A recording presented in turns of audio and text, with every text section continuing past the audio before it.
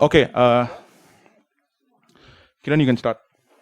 All right, guys, give it up for Kiran.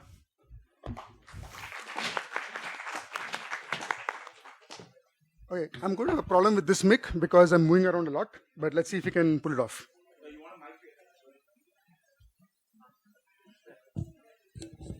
Hello.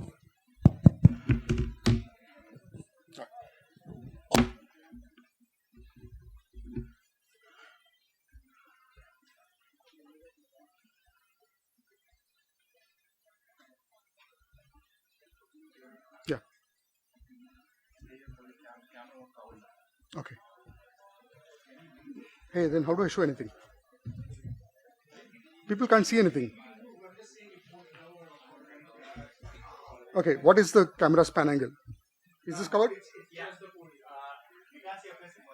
So here's the problem. The video will not have any of the talk. Then if can we move this? Yeah, can we pan the camera a little bit so that it's covering me over here? Yeah, it's good. Okay.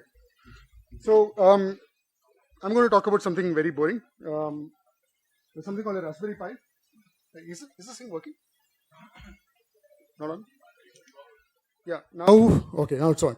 So this is a Raspberry Pi. I'm sure everybody in this room has encountered one, but on the assumption that you have not, it's essentially like a desktop PC motherboard, except it is very, very slow. Okay? But also very, very small, fairly cheap. I think this is the Raspberry Pi 4. It's about 3,000 rupees. You can get one for as low as 1,700 now. And it's extremely low power. It can run at like 1 to 2 watts idling, which is something that a normal Intel or AMD CPU cannot do. Those things are like 5 to 15 watts minimum idling. And that kind of adds up when you leave something running for a long time. So one of the questions that you have when you have a device like this is, what do you do with it? And there are lots of projects for a Raspberry Pi that you can find online. The best one that most people should start with is something called a Pi hole, which is DNS for your house. It removes ads from every computer on your home network, especially smart TVs. If you're not done Pi hole, you're missing out so much peace in life. So everybody should do that. Okay? Or if you want to upgrade, go to something like Home Assistant. That's kind of like Pi hole, but 10 times better. It automates everything in your house. So now those are nice ready-made projects. But let's say you want to challenge yourself and say, I want to find something to do with this. Now, how do you find a pie-shaped problem in your life to say, here, this is the solution to the problem? And that's generally very hard to do when you're sitting at a screen, sitting at a computer. It's the kind of thing that, kind of comes to you when you're chilling out. No screen, daydreaming, and thinking of all the tiny things that are bothering you, and hopefully thinking, maybe this is a thing that will help me deal with that kind of problem. So one of the things that tends to happen when you're in this ideal thinking mode of daydreaming is my computer is somewhere there. Okay? The moment I go there and say, oh, I had an idea, the next thing I'm doing, I'm on Reddit or Discord or Twitter or somewhere. It's a kind of thing that there is this problem which, how do you imagine a problem that you can solve with this kind of device, and how do you stay focused on the damn thing? Because the moment you go to a regular desktop setup and continue working, it falls apart. And so one of the questions that I've kind of been trying to deal with is, can I build a workspace where this comes daydreaming with me so that I'm not distracted when I'm trying to think about what is the correct way to solve any particular problem?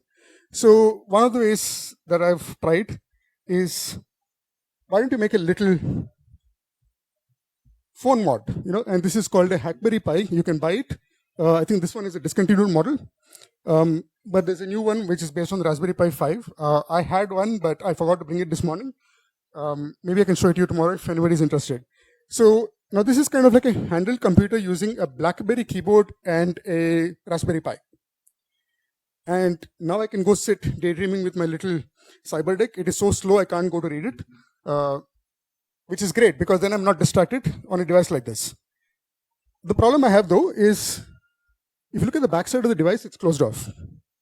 Okay? And one of the nice things about working with an open hardware piece like this is the GPIO, that you essentially are adding on things to it and tinkering with it.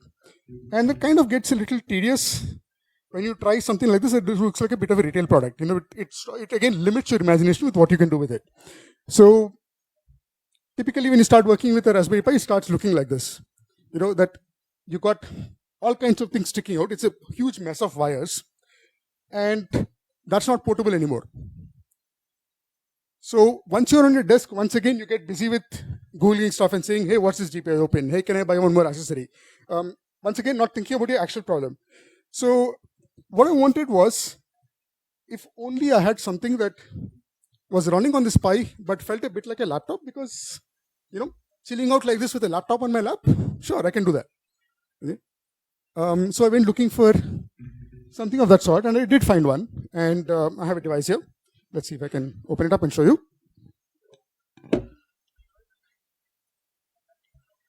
So this is a product you can buy.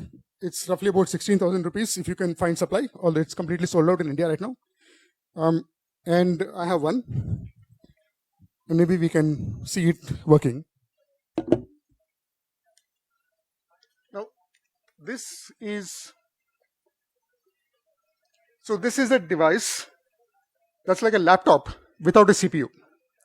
You bring your own CPU. It's a laptop without a CPU. I can't power it on because there is no CPU. Okay? What you get instead is USB-C and HDMI and USB-A.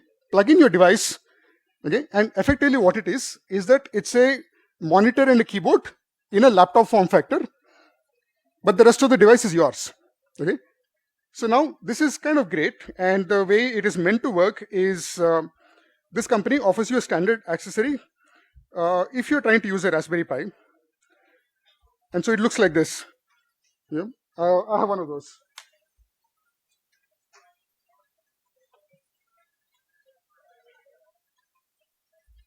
So it comes with this, and what I'll do now is I'll turn on my camera so you can see it on my laptop's camera. That makes it a little easier to see what's happening.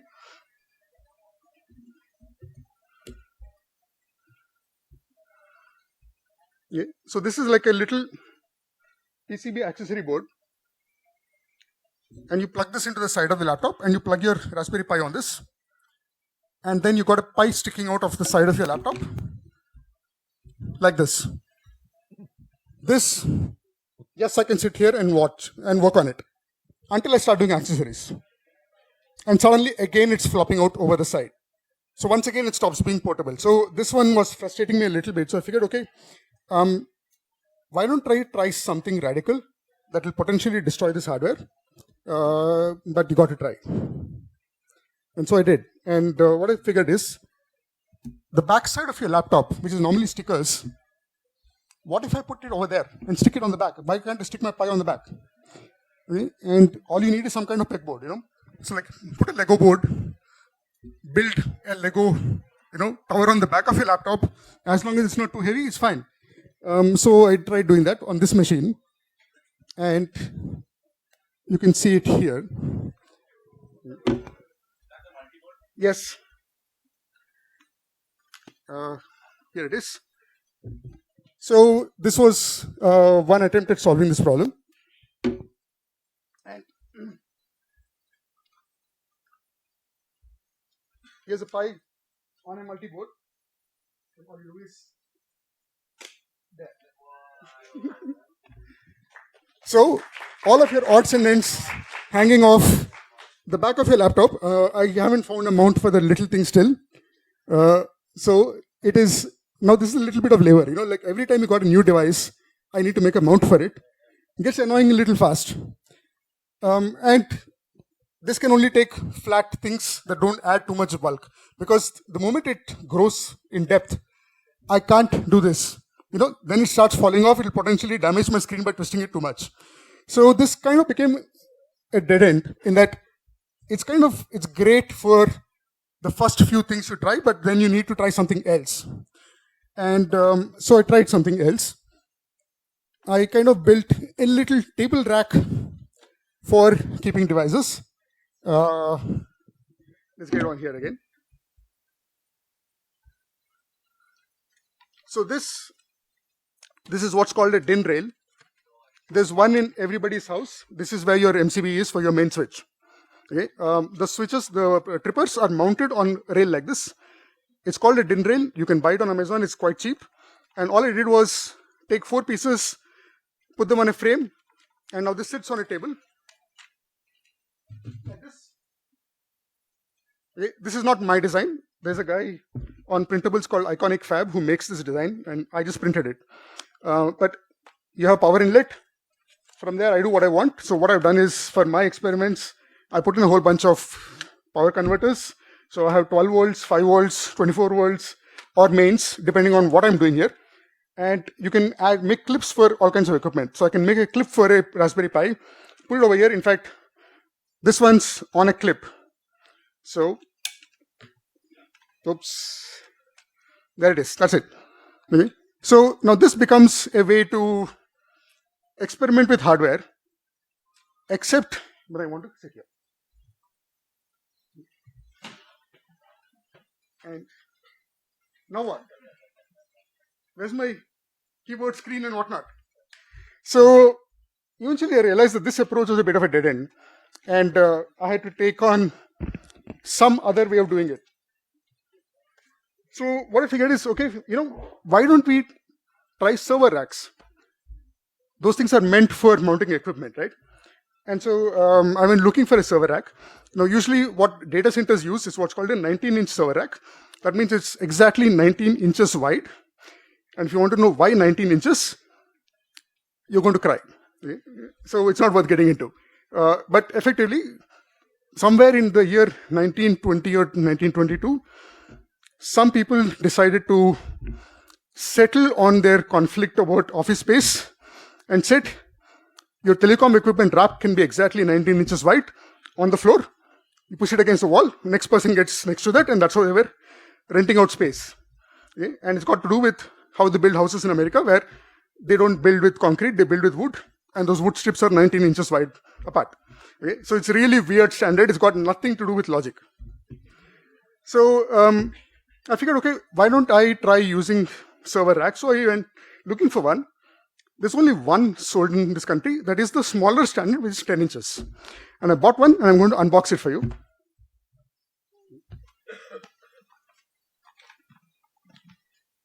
Here we go. So at this point, or at least 6 months ago, when I went into this, this was the only one sold in this country. And let's see what it's like.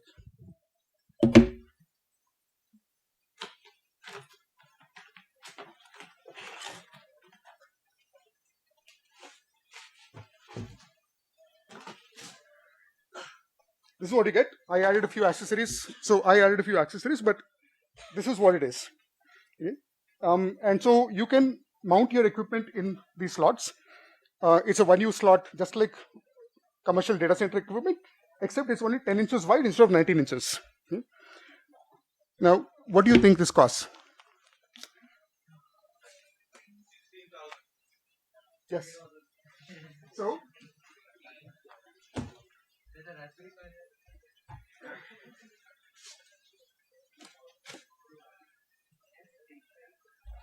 if you look at the way the mounts work, let's get to my camera again. Do you see this little slot over here? That's for a Raspberry Pi. Okay? And that's all the Raspberry Pi needs in terms of space. So what am I doing with all this space then? I mean, why am I buying a box this large for one Raspberry Pi? Just because there's only one available. Okay? And it costs 16,000 rupees. For what? It's just a frame and some nice acrylic. It looks nice. I mean, yes, look at the YouTube reviews, everybody's raving about it. But what the hell? What does it cost so much for? And why do I need something this large? So this was a point where I forgot all about the daydreaming thing and said, fuck it. This is offending me. This cannot stand. So let's fix it.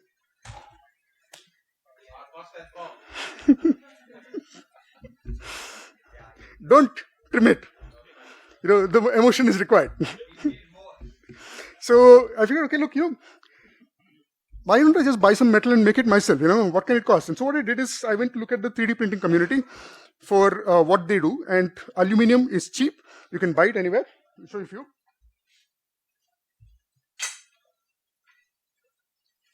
So these are what's called aluminum extrusion.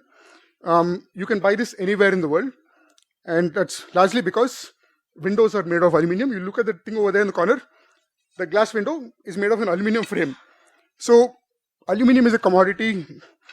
As a metal, it is cheap. This kind of extrusion of the metal, standard available worldwide. And this particular form factor is popular because of the 3D printing community, because they build the printers out of this. In fact, the cheapest source you can buy it from is over here. Misumi is a Japanese company. It's a wholesaler. They will not sell to a private individual. You have to be a business to buy from them. But if you look at the price, this is for 1 meter. It's a bit small here, but it's 270 rupees per meter plus tax. So that works out about 320. Okay, and this is a 1 meter of it. So I figured, okay, why didn't I just use metal frames and build that? But I don't want that much space, so let's do half size. So that's where my research began, and I wrote a blog post about how to do this. It's on my website. I don't think you can see the URL, but that's okay. You can, if you come to the table, I'll show you. Or let's see, do I have Zoom enabled? No, I don't. So sorry. It's jackerhack.ing. It's on the homepage. I have a link to it. And so this began my exploration back in March, saying, that's offending me. I want to do this for half the size. I have no idea how to work metal, so I'm going to see if I can buy it online by just buying all the pieces required. And so I built my first rack and documented all of the measurements and so on. This. Exactly this, but half the size. See? And if you look at the measurements, it's exactly the same.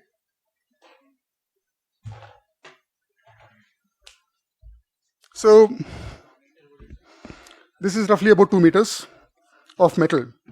Okay? And if I had bought it from Misumi, that's 320 per meter. Price is how much? 16,000 versus that. Okay? Obviously, that's not a full thing, right? You still need screws and stuff to join it. So it doesn't end with that little bit. But how much more can they be? They can't be 15,000 more, right? For screws? So, but this was not this price, because I didn't know about Misumi at the time. And so, because I had to buy from retail outlets, this actually cost me 4,000 rupees. Okay? But 16 versus 4, it's already victory, man. Why is anybody buying that? Just make it yourself, After all, it is just ordering online. You don't have to do any labor. So I started with that. And then one of the things I realized quickly when working with this is that I was trying to use some large equipment, and suddenly it didn't fit really well. And so I figured, okay, look, what do you do when you try to put a motherboard inside? Those things are not made for racks, so they don't fit the dimensions. So I tried different sizes to see what works for my purposes. So here's another.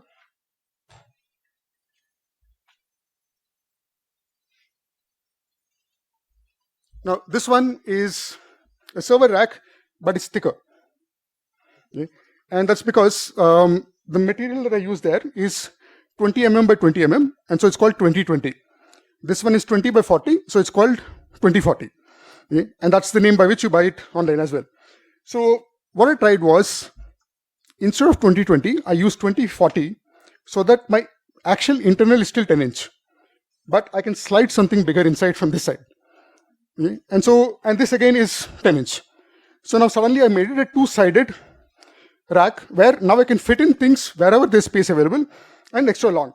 But while I was doing this, I also realized that when I make arbitrary decisions like this, they are meant for one idea in mind, but I'm still in that daydreaming phase of saying I don't actually know what my idea is. It's still something vague that if I go in this direction, I will find something useful to do. So eventually I realized that because some things don't fit very well, and I'm trying to put them in somewhere else, and sometimes the dimensions are not right because I was not following the standard anywhere except one side. Because as it turns out, the server rack standard has absolutely no specification for how deep the rack is. It only specifies how wide, because it evolved as a standard of saying, I want this much space against your wall, exactly 19 inches, because that's how houses are built in America. And you get 19 inches horizontal, vertical, unspecified. So everybody makes a rack of a different size. So then why am I following that guy's standard? I mean, that one measures 200 mm depth and 10 inches wide. This is two different units. So I'm also doing 10 inch plus 200 mm, okay? Because I copied them. But this felt a little like, this is just confusing to me when I'm trying to install equipment, because everything is a different size. So what if I just make them one uniform size in all directions? And so I made a cube. Now it's 10 inches in every dimension. Okay? But it's actually not exactly 10 inches, because there's a little quirk to it. And that is, if you look at the spec, Wikipedia has a diagram for it, of what is the actual spec for a server rack. Let's see if we can look at the numbers. Remember, they defined it as 19 inches on the floor. But when you're mounting, where is the screw hole? It's not on the edges, right? It's somewhere within its channel. What is the actual size? Guess. 18.312 inches. So it's an imperial standard in which they have 3 decimal places. Okay? You want the 10-inch version? 9.312 inches. 236.525 millimeters. That's the official standard. How do you cut metal to 3 decimal digit precision? Both of them. Look, you do imperial or metric. It's 3 decimal places. Okay? The saw blade is 1 mm, right? You can't cut to anything less than 1 mm precision. It's going to be arbitrary, and therefore you will find that any equipment that is meant to be rack mounted has screw holes that are elongated, because no rack from any 2 different manufacturers is actually the same size. Okay? This is not 10 inches wide. It's about 10.5. Okay? It's just that the screw holes have to be somewhere in that area. So if that's the case, then why do I care? I will just round it off, right? And so I figured, okay, I'm going to round it down to 236, because if it is too narrow, it's okay, loosen the screw a little bit. But if it is too large, then I have to shave metal to tighten it, right? So it is easier to be slightly smaller than slightly larger. So it's okay, approximate 236. And the material that we're dealing with here, this is the shape of it. Yeah, so it's 20 mm wide, and the mounting column, which is this channel in between, is in the middle, which means that if I need to get to 236 with those columns in the middle, I have 10 mm on extra on this side, 10 mm on that side, which is 236 plus 10 plus 10, 256. Okay, and this moment I'm looking at it and saying, hang on, wait, 10 inches is 2.34 into 10, 234 millimeters. But by some quirk of the material I'm using, I have arrived at 256 millimeters instead of 254 millimeters. 256 is like, 8 bits. This is very nice. It's like stroke of luck that I'm looking at the standard and saying, what is this, randomness? Yeah, round it off, it doesn't matter. And I got a nice number. It just feels very satisfying saying that I've got a nice number that is just arbitrary and it actually works because the spec is so vague. So I made it as a cube. Okay? And all of the things that I've done in the process of trying to figure out how to make this, I had to find different ways. So this was my first one, the small one there, the 4U rack size. Some of the second ones are also here. I went through all of the times I did the designs, like I tried to make the larger one that was actually 10 inch but using 2040, and you can see the smaller one fits in even though both of them are 10 inch racks. And to buy stuff, I went through everybody who's selling it online. The ones that at least I have bought from, and I know they're not fraud sites, because as it turns out, there are fraud e-commerce sites that nobody ever gets any money back from. So these are the ones I've actually bought from, and I've listed the prices at the time I wrote this article. The prices will have changed. So the Misumi one is the cheapest one of all of them. But if you go to SP Road, you will get it slightly cheaper as well. And you need a whole bunch of other equipment. So I kind of made all of these things. And then once I started assembling my equipment, and I'll show you a bit.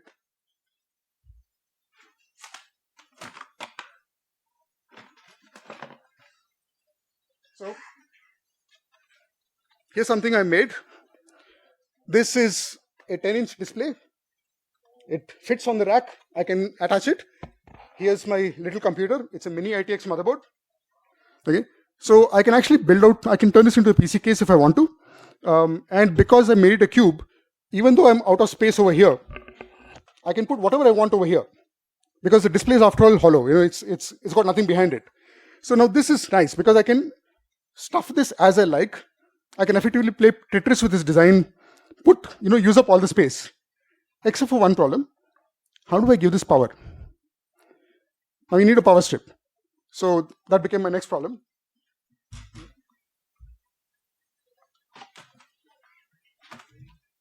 So these are the commercially available power strips. This is from MX.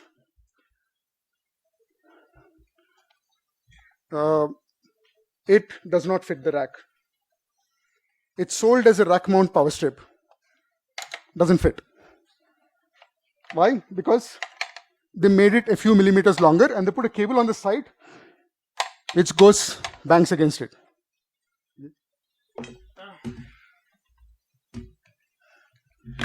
Here's another one I bought. Okay. This one has a cable you can insert later. Okay. Doesn't fit.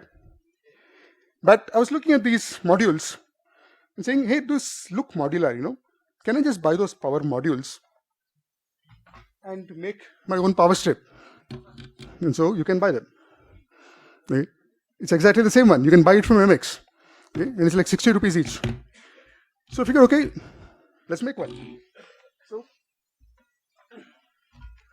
here's my power strip, homemade. And it fits. See? So my idea of making it like this is to put it this way in and mount it from the bottom, because all the bulky plugs that you get, which are for the European plug and not Indian plug in India, you try to put them horizontally, they'll fall off. You put them vertically, gravity will keep them there. So keep it like this. I've got power here, and I also made sure to put in this little piece of metal sticking out. Anyone wants to guess why? Earthing, it's metal. Okay? You don't want to kill yourself, and that's what's going to happen with one of those things. They have no grounding. Okay? So I actually got a technically superior design, which I can't sell for legal reasons because I don't have a BIS license. So instead, I can give you instructions on how to do it yourself. So it's on GitHub.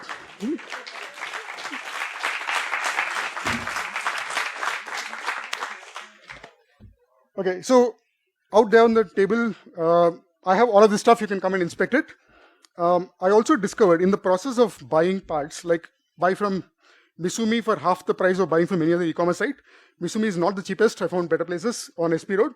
But the thing is, when you want to buy cheap, you buy lots. And part of the problem is that this frame is about 2.7 meters. I can buy commercially 1 meter. Okay? But I can't join metal. I have to cut the full length. So what's going to happen is that those frames are 216 mm in length each. Okay? What is 216 into 4? It's almost at 1 meter, right? I'm going to have a little bit of it left like this much. What do I do with this extra piece? And every meter I buy, I'm going to have a little extra piece. So typically the way to do this is the factories that make these things, make them in 4 meter lengths. And if you can get them cut at the factory, then I have very few of these extra small parts left. But I can't make a retail order and say, give me one stick with this many chops from a factory. So instead you say, please buy 40 meters at once or 50 meters. So what I did is I sat down one day with the calculator to say, given all my segment sizes and 4 meter lengths, how many of these do I need to buy to have the minimum wastage? I ended up at about 30. And so I bought 30 racks from factory because they were like, a fraction of the price of buying a commercial one. And I use that for my experiments, but I have some spare. I think about 15 odd people have already bought my spares. I have a few left over from my first bulk purchase to optimize my price. So that's available if you feel like it, but that's completely optional because you can buy it all yourself. It'll cost you more though, because I've got the benefit of bulk discounts. Yeah. But that's it. Yeah.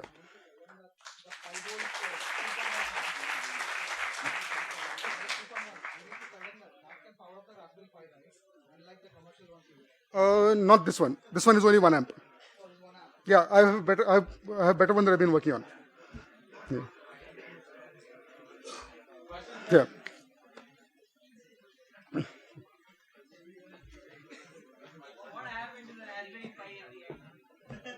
Oh, it's over there.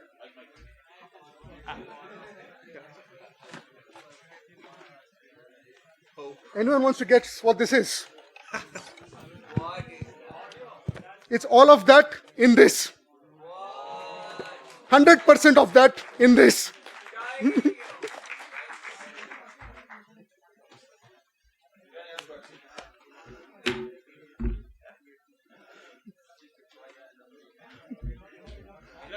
Yeah. Hi. Yeah. That was very impressive. I just have one question. Did you solve your original problem? Yes, that. No, the daydreaming one. So I solved one version of it. I figured out how to record a room like this in one box, which has audio, video, all of it pre-assembled. So it's easy to come in, plug and play, start recording. Takes about 45 minutes because the audio always is the venue's thing and not your thing. So you can't prepare in advance. But essentially, for me, as someone organizing community events like this was solving my pain of how do I show up in a venue without losing sleep overnight, and in the morning very casually set up and I'm running. Okay, so that was one aspect of it. That was not where I started. My original daydream started with trying to scan a few books and build a kind of like a L-bend scanner instead of a flatbed scanner, which is not done yet. But in the process of dreaming about that, I ended up solving this and all of this stuff. Any more questions, guys?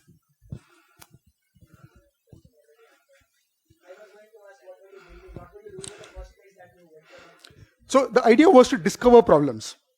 Okay. So the thing is that if you force fit a problem, the solution will never be appropriate. So it was more about saying, I need a way to daydream and not lose the dream when I try to implement it, which means that it's got to be, kit I can take somewhere and sit there, look at it, think about it and say, hey, can I make this a little better?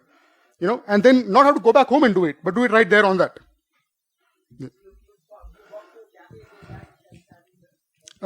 Not particularly cafes, but I walk to events like this, and improve things on the fly. In fact, I have a drill outside because I have to fix a little thing on this, which we will do once we get back to the table. Not yet. There are no batteries in it.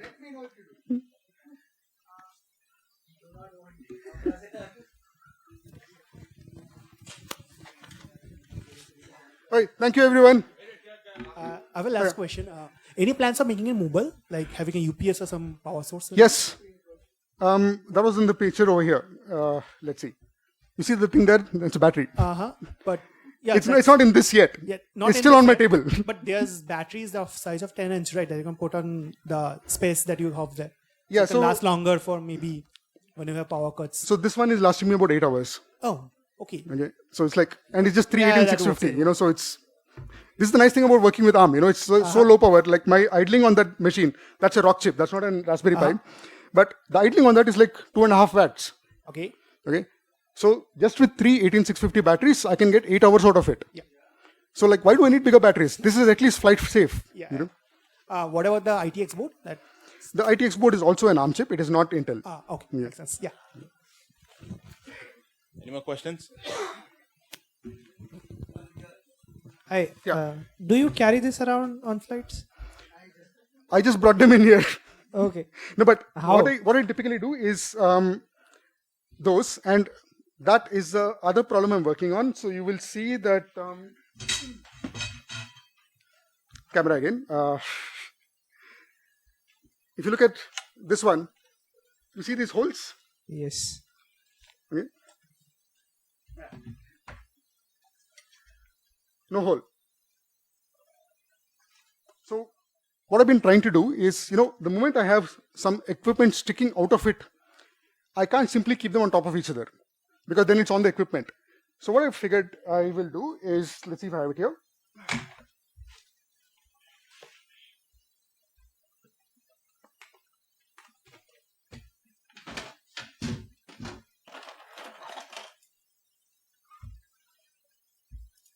So you take a little, 5mm screw, put a couple of nuts on it.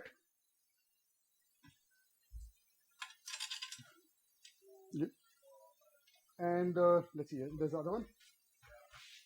So now I just have to adjust the nuts to the correct size. And it stays there. Okay, and just do 4 of them. And that's my transport solution.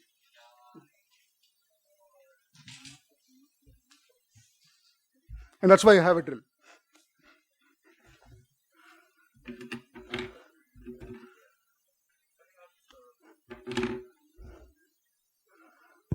Yeah. Yeah. I think I myself have gone through this like kind of rabbit hole. I started with Raspberry Pis to mini PCs to finally sticking onto like laptop motherboards. But I have to custom print the mounts for this. Yeah. One solution that I am kind of looking like I'm suffering with is like stacking and wall mounting. Like I want to like mount it on a DIN rail. Like, is there a possibility to mount the whole of this on a DIN rail and take it out? And Yeah, put it that back? is also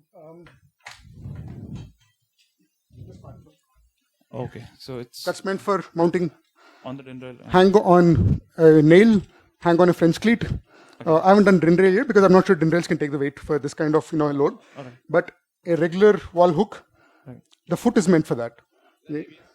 This one's ABS. Yeah. The one that goes below is TPU. So I have a few of those in the other ones. And the other way I've been dealing with this is, let's see if this opens. For the equipment itself, one of the things I've realized is that if I keep iterating to hardware, it's painful to make custom mounts every time. Yeah. It's easier to just do cable ties.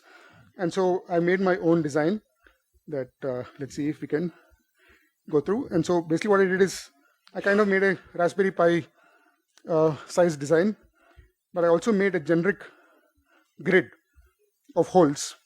Yeah. And this, you just put whatever you want, cable tie it down. And that makes it very easy to iterate and figure out what you want, and then you can make a custom mount for it. Right? Yeah, so more Q&A outside if you need to.